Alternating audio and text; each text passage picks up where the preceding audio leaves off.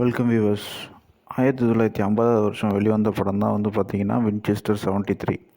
இந்த படத்தோட கதை என்ன அப்படின்னு பார்த்தீங்கன்னா, ஹீரோ ஒரு துப்பாக்கி போட்டி நடக்குது. துப்பாக்கி சுடுற போட்டி. ஆக்சுவலாக ஒரு கௌபாய் படம் இது.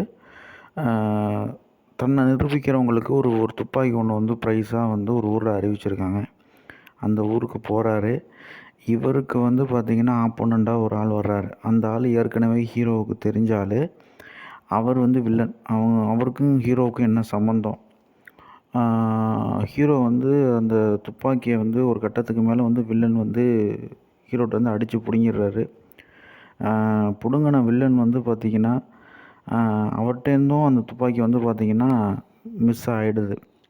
கடைசியில் அந்த துப்பாக்கியை யார் அடைஞ்சா, யாருக்கு அந்த துப்பாக்கி கிடச்சது அப்படிங்கிறதான் இந்த படத்தோட கதை. அது மட்டும் இல்லாமல் இந்த படத்தில் பார்த்திங்கன்னா ரெட் இண்டியன்ஸ்லாம் வருவாங்க. இந்த படம் பார்த்திங்கன்னா ரொம்ப த்ரில்லிங்காக போகும்.